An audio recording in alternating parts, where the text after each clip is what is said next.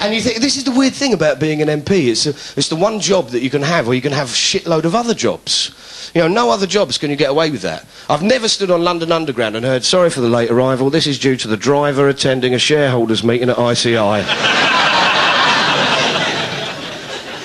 And the big excuse they always say is, no, it's very important for MPs to have these jobs outside of the Commons because it gives them experience of life. Yes, that's very good.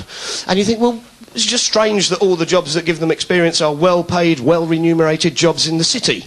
You never get anyone rushing into the House of Commons going, sorry, I'm late, everyone, trouble with the milk round. Oh, blimey, you know what it's like? Experience of life, got the yoghurts and the gold top mixed up. Oh, came back at the swapping round, everyone's singing Ernie at me.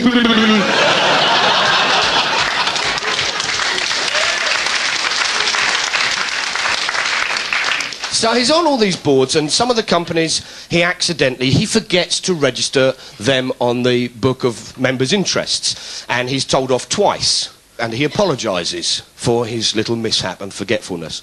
His public apology lasted 54 seconds.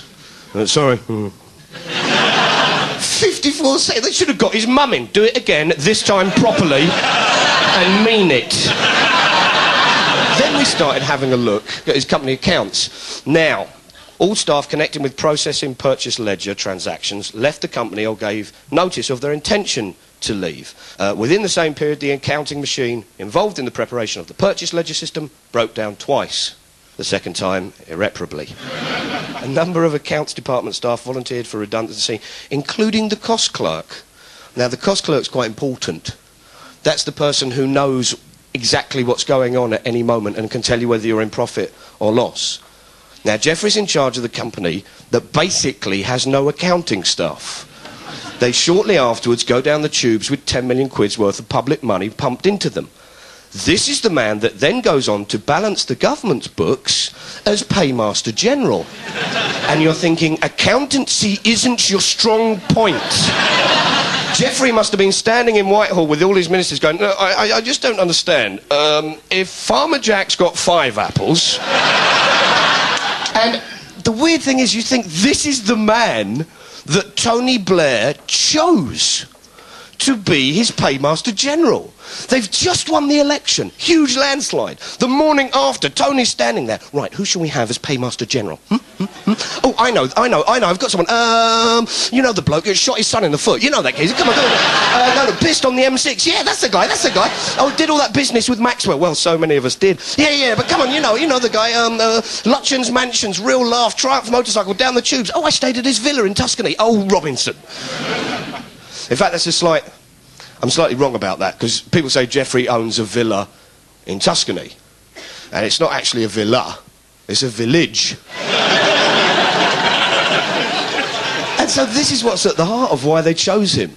It's money. It's money and business and contacts and all of that.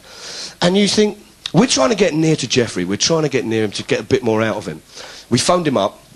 I'll deal with you later. Boom. No return call. So we thought there must be something we can do to just sort of muck around with him. Now, Geoffrey was one of the big motors behind a scheme called the Private Finance Initiative. The Private Finance Initiative is a big scheme within the Labour government. And basically, if you apply it to hospitals and health trusts, it means selling off all the hospitals to private developers to turn into luxury apartments, and then they have to build you a new hospital. But you can only rent it off them. So it's a tad of a scam. And Geoffrey's a big motor behind that, and we thought, well, let's play with that, because there's a law in this country that I don't think many people are aware of. And it's basically this: you don't have to own a property to apply for planning permission on it.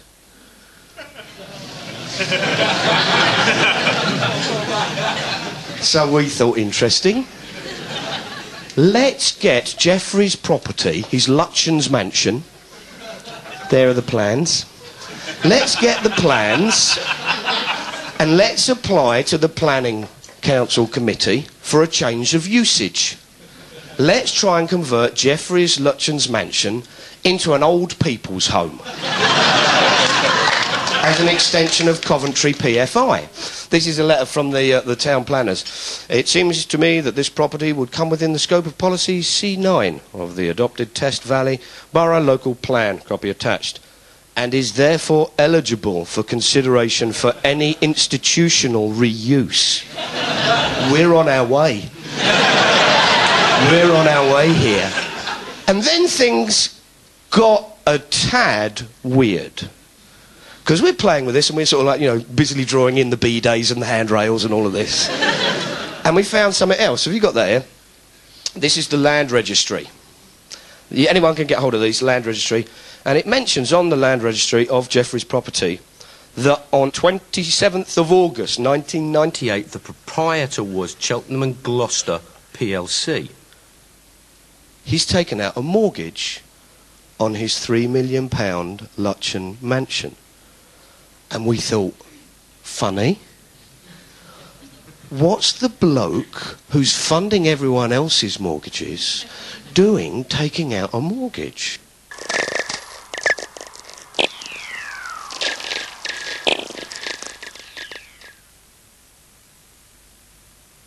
What's the bloke who's funding everyone else's mortgages doing taking out a mortgage? And so we thought, well, you know, we should try and find out, because maybe Geoffrey isn't quite as rich as he's making out.